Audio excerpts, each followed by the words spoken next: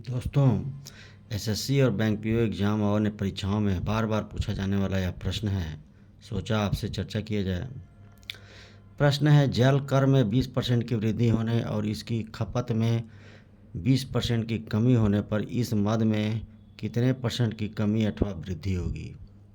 ऐसे प्रश्न जब भी आते हैं कि खपत वाला और खर्च वाला, कि मूल्य में वृद्धि होती है, खपत में वृद्धि होती है, कितना खर्च होगा या खर्च अपरिवर्तित रहेगा, ऐसे प्रश्नों को हमेशा ग्राफिकल मेथड से लगाते हैं। ग्राफिकल मेथड क्या है? सबसे पहले यहाँ लिखेंगे मूल्य, यहाँ लिखेंगे खपत और यहाँ लिखेंगे खर्च। समझिए, यह प्रतिशत का प्रश्न है, लेकिन इस फॉर्मेट में आसानी से लग जाएगा और पूरा कॉन्सेप्ट समझ में आएगा। कह रहा है, मान लीजिए पहले मूल्य इसका 100 था, खपत 100 kg था, यानी खर्च कितना हो गया? 100 × 100 10,000, 10,000 रुपये खर्च हो गया। अब कह रहा है कर में, ये कर था, मूल्य की जगह कर मान लीजिए, कर था, 20% की वृद्धि हो गई, यानी इसमें प्लस 20% कर दिया गया तो 120 हो गया। कह रहा है इसकी खपत में 20% की कमी हो जा रही है, ये 20% इसका लेस कर देंगे 100 का, तो ये 80 हो जाएगा। अब खर्च कितना होगा?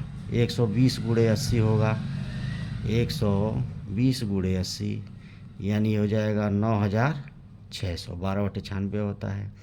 यानी पहले खर्च जो है 10,000 था, अब 9,600 हो गया।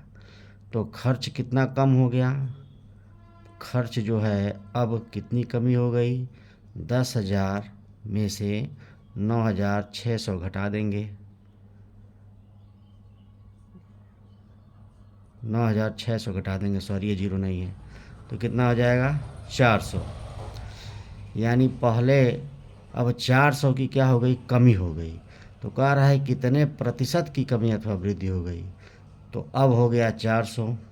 प्रारंभिक कितना खर्च था? 10,000, प्रतिशत निकाल देंगे, प्रतिशत कमी तो हुई, ये गारंटी है, क्योंकि 10,000 से 9,600 हो गया। अब कितने % की कमी हो गई?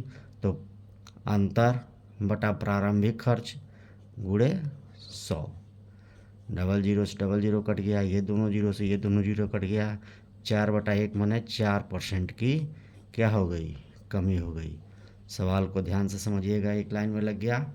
और कौन सा ऑप्शन सही होगा? डी ऑप्शन सही होगा। तो ऐसे प्रश्नों को इसी तरह लगाएंगे, आसानी से लग जाएगा। Thank you for watching.